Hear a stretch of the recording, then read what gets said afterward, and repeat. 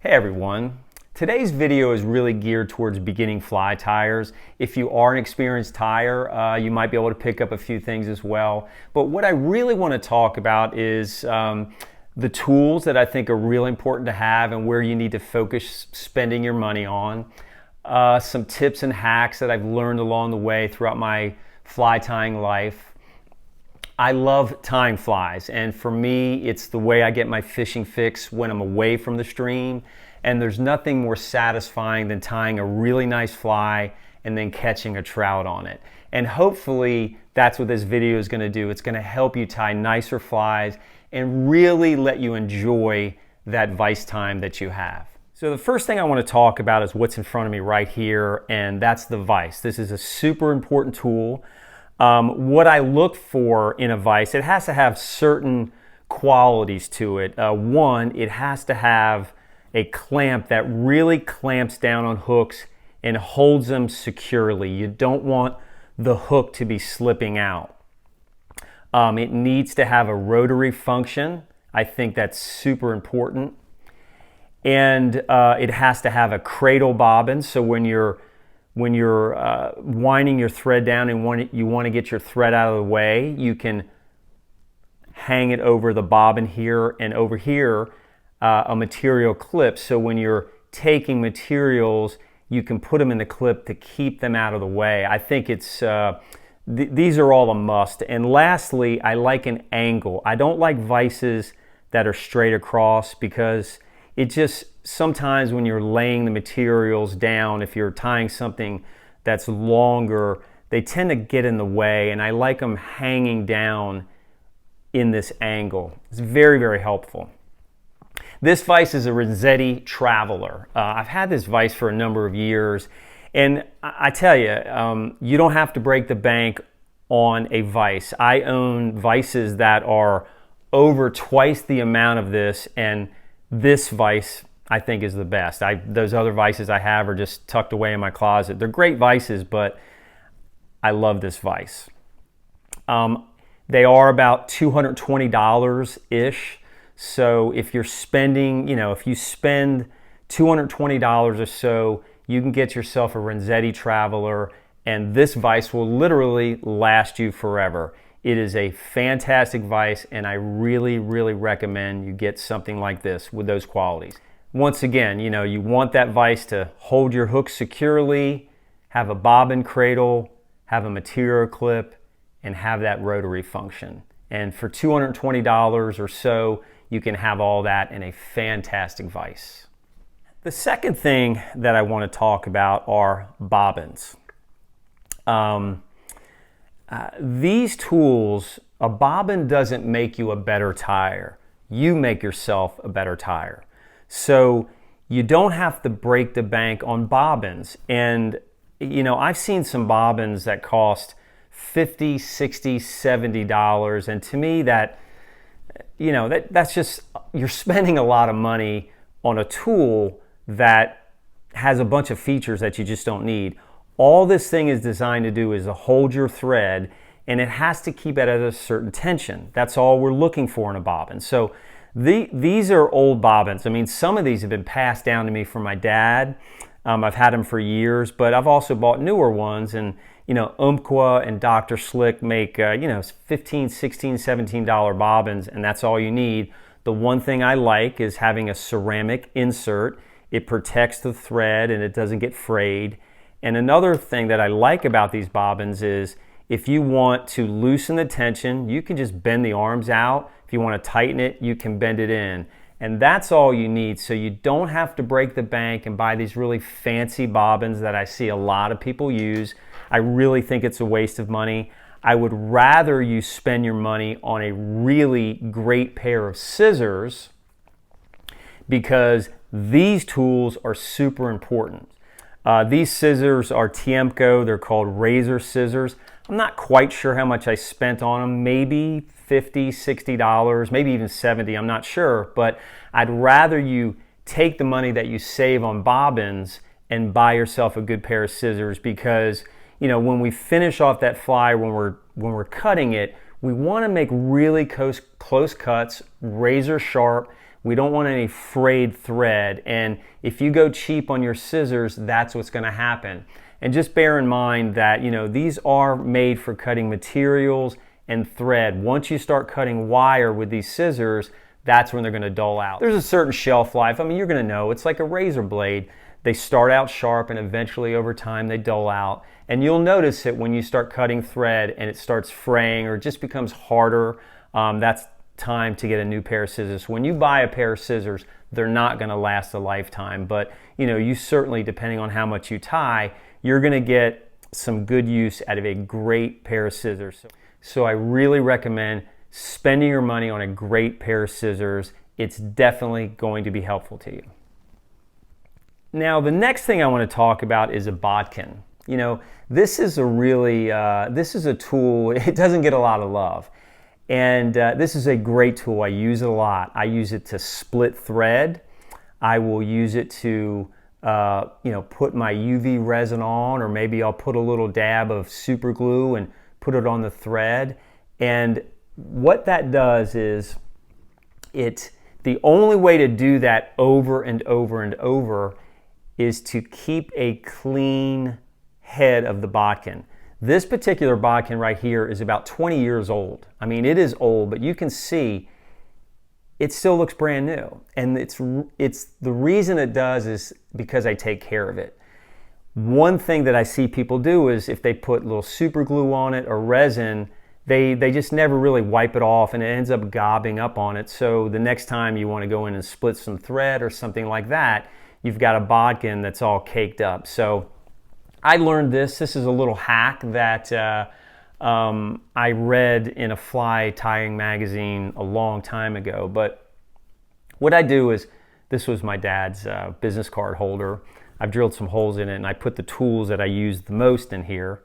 But in this section right here, I have a bunch of steel wool.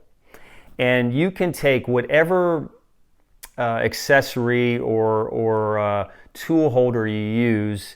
You know, there's always a bunch of holes in them to stick your tools in, right? So you can take some steel wool, stick in one of those holes, and this is where my bodkins, it's always in there. So I'll give you an example. So let's take some UV resin. You know, I'll use my bodkin, like I said, to put UV resin on a fly. And you can see there's some UV resin on it. So what I'll do is, after I smooth it on the fly, I'll just take it, just run it through the steel wool, just kind of up and down, and you can see it just takes it right off. It's as clean as can be. And when I'm done, once again, I just stick it in that steel wool. This is a great hack. It's going to keep it sharp, and it's going to keep it clean, and it's going to last forever. A bodkin is really that unheralded tool in fly tying, but you'll see that you're going to use this a lot. So keep it clean and keep it sharp. Really important to have your tools sharp. Now, a whip finisher. This is a whip finisher. I've had it for a long time. I'll talk about how I finish a lot of flies off, but I use a whip finisher a lot. I think it's important to have a really sharp point on a whip finisher, on a bodkin, on scissors. Sharp tools are a must. And the real reason I like a sharp point on a whip finisher is, a lot of them you see real blunt or rounded edges. And what happens is, when you tie a small fly, when you're taking that thread off of that whip finisher, if it's a blunt edge, it just kind of almost hops off. But if you have a sharp, thin edge, it just slides off. You can keep it really tight to your fly and it makes it look nicer. So just look for a whip finisher that has a pointed edge or really, really thin edge. Another important tool to have is a ruler. And when I say a ruler, I'm not talking a ruler like this. I'm talking something like this. So something that's you're able to measure proportions with. This is a Petition CDC clip. I know that I think they're the makers CDC or Swiss CDC. They already have markings on it, but I put markings on that. And you can see, I think you can see, I've got a 1/2 inch, an inch, and an 1.5 inches. And why this is important is, when you're measuring out, if you're cutting CDC to put a CDC collar on, or if you're measuring dubbing, it's important just so you're getting the right proportions to measure them. And when you measure it, after a while, you'll understand, you'll kind of glance at it and you'll see if it takes a ½ inch or an inch of dubbing. But it's really important to have something that you can measure real quick. And what that helps you do is it helps you tie the same exact fly each and every time. You're not guessing about how long that dubbing noodle has to be. If you know that it takes an inch and a half of dubbing for a size 14 Waltz worm, you can just measure it real quick on your thread. You can see you have an inch and a half, and you're going to tie every single fly the same way every single time. So just have some sort of measuring device where you can just really quickly get the right proportions. Another thing I like doing is I like using brushable super glue to finish flies off. Like this. This is actually Fly Tyer Z-Ment. This comes from Dave Whitlock. Dave Whitlock was a fabulous fly tyer, and he always finished flies off with a little bit of super glue. What I see people do is they'll just do a lot of whip finishes, a series of whip finishes on flies, and that works, but what happens is it ultimately builds a lot of bulk, a lot of unnecessary bulk. What you can do with super glue is when I finish my flies, I'll just take a little bit of super glue, just put it on the thread. I usually go around one time, and I'll do one whip finish just like that, and boom, that's all you got to do. And that fly is just going to be rock solid. It's not going to go anywhere. It's not going to fall apart. And it keeps everything very thin, and it keeps your flies really nice, because that's the problem what I see with a lot of flies is that the fly will be good up until the bitter end, and all of a sudden somebody starts putting a bunch of whip finishes on and builds all this bulk at the end. So keep those whip finishes to a minimum. Use super glue. I think it's real important to have a great light from above. So I have a light that's right above me, and it shines literally right above my vise. So it gives me good light, whether it's daylight or whether it's at night. I have a trash can right below me here. You know, when I'm cutting and I've got loose materials, I just simply take my trash can, put it in there. I think something else is really important is having a dust buster. You can clean your fly tying table up. I mean, after a while, I know you do it when you're sitting there tying a bunch of flies, materials get everywhere. So it's kind of nice to tidy up and take that dust buster and kind of do a little bit of cleanup at the end. And really, you know, the last bit of advice I have, really, it's about technique. The biggest problem that I see is there's too much bulk in flies. So when I look at a fly, I can tell right away if it's a poorly tied fly, it's usually due to too much of something. You've made too many wraps, you put too much dubbing on, too much CDC, so learn to control your materials. I talk about dubbing noodles. So a lot of time, most flies that I see that are poorly tied are overdubbed. So what I usually tell people is take the amount of dubbing that you think you need, cut it in half again. And that's normally right around the amount you need. So less is definitely more.